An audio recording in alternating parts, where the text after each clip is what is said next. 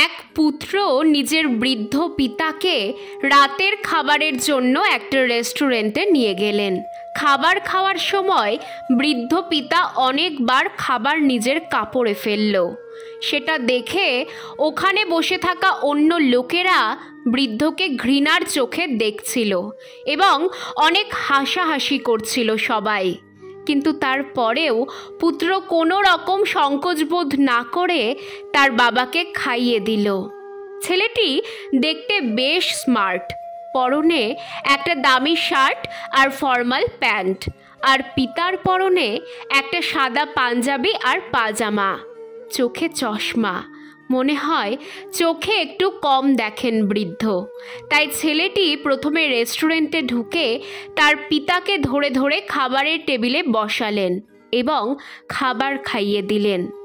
আশেপাশের লোকজনের হাসি ঠাট্টা কানে আসছিল ছেলেটির এবং ছেলেটির বাবার। এরই মধ্যে বৃদ্ধ পিতা জল খেতে গিয়ে জল জামায় ফেলল।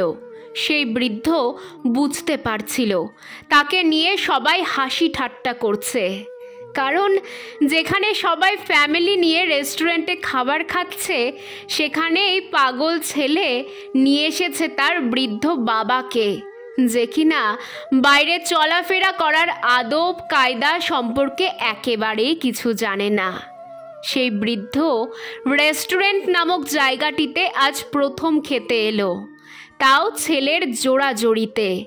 কিন্তু বৃদ্ধের পুত্র শান্ত ছিল।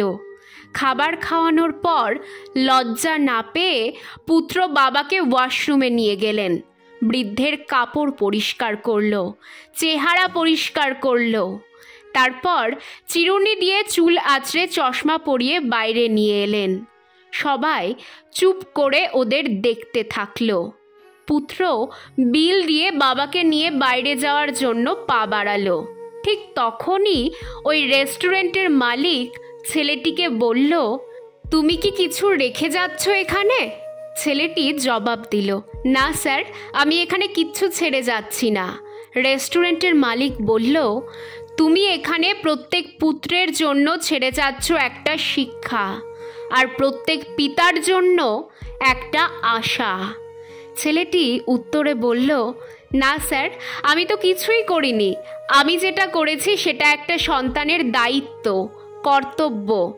সাধারণত আমরা বৃদ্ধ বাবা মাকে বাইরে নিয়ে যেতেই চাই না, আর ধিক্কার দিয়ে বলি, কি করবে, ভালো করে চলাফেরা করতে পারো না, ঠিকভাবে খেতে পারো না, তোমরা বাড়িতেই ঠিক আছো। অথচ আমরা যখন ছোট ছিলাম এই বাবা মাই তো কোলে করে আমাদের নিয়ে যেতেন, নিজের হাতে খাইয়ে দিতেন, আর খাবার পরে যত্ন করে আমাদের পরিষ্কার করে দিতেন, ভালোবাসতেন, সব সময় আগলে রাখতেন। তাহলে বাবা মার বয়স হয়ে গেলে বোঝা লাগবে কেন?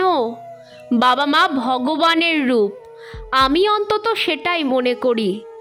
আমার মা মারা যাবার পর এই মানুষটাই ঘরে বাইরে সব সামলে আমাকে মানুষ করেছে।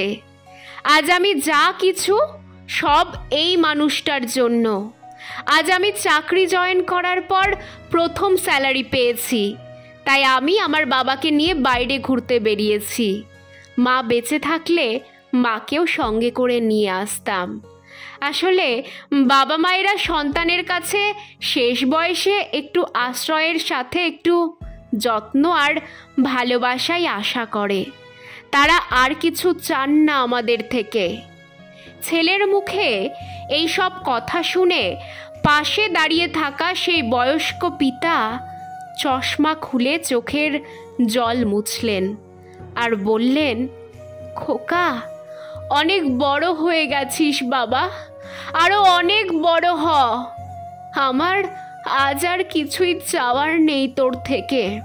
কি সুন্দর না ঘটনাটা? সত্যিই তাই। বৃদ্ধ হয়ে গেলে বাবা মায়েরা আর কিছুই চান না। তাই বাবা মা যতদিন বেঁচে আছে তাদের সেবা করুন, ভালোবাসা দিন, কেননা একদিন আমাদের সবাইকেই বৃদ্ধ হতে হবে। বৃদ্ধ বাবা মায়ের সেবা যত্ন করে যে মানসিক শান্তি পাওয়া যায় তা আর কোনো কিছুতে পাওয়া যায় না। তাই যাদের বাবা মা এখনো বেঁচে আছে তারা বাবা মায়ের যত্ন করুন।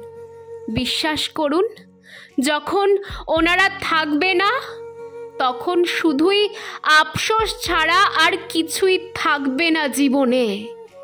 তাই বাবা মায়ের সেবা করুন।